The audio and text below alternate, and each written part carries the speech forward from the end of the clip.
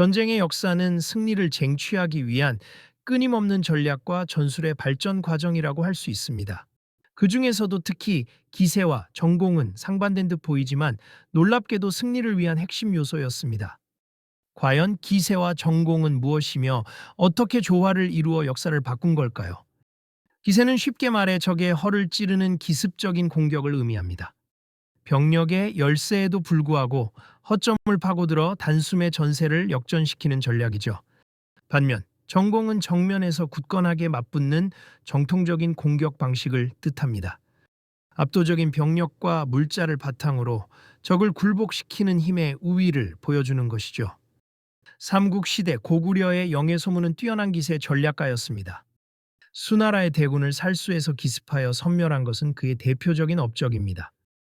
하지만 영해소문은 정면 승부에도 능했습니다. 당나라의 침략에 맞서 안시성을 굳건히 지켜낸 것은 그의 용맹함을 보여주는 증거죠. 조선시대의 이순신 장군은 기세와 전공을 완벽하게 조화시킨 전략가였습니다. 명량해전에서 단 12척의 배로 왜군의 대함대를 격파한 것은 기세 전략의 극치를 보여줍니다.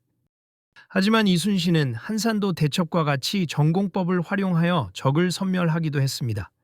임진왜란 초기 조명연합군은 평양성을 탈환하기 위해 대규모 전공을 감행했습니다.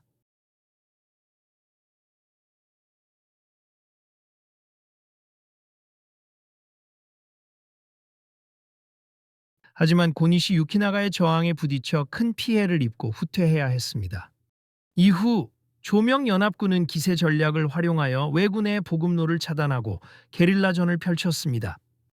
결국 왜군은 보급 부족과 사기 저하로 인해 철수할 수밖에 없었습니다. 병자호란 당시 청나라 군대는 압도적인 기병을 앞세워 조선을 기습했습니다. 인조는 남한산성으로 피신했지만 결국 항복하고 말았습니다. 하지만 김상용과 같은 의병들은 기세를 활용하여 청군에 맞서 용감하게 싸웠습니다. 이처럼 기세와 전공은 상황에 따라 유연하게 활용될 때 최고의 효과를 발휘합니다.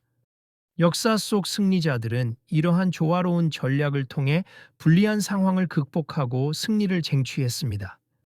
그렇다면 현대 사회에서는 기세와 전공이 어떻게 적용될 수 있을까요?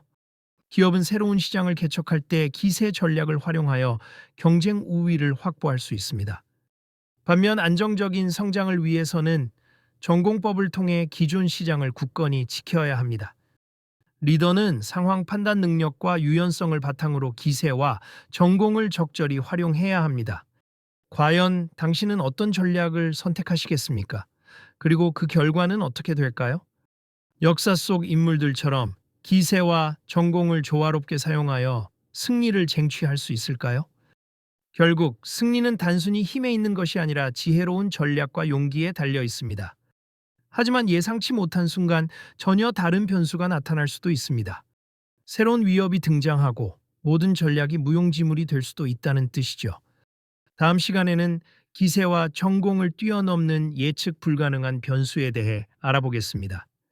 과연 그 변수는 무엇이며 역사의 흐름을 어떻게 바꿀 수 있을까요?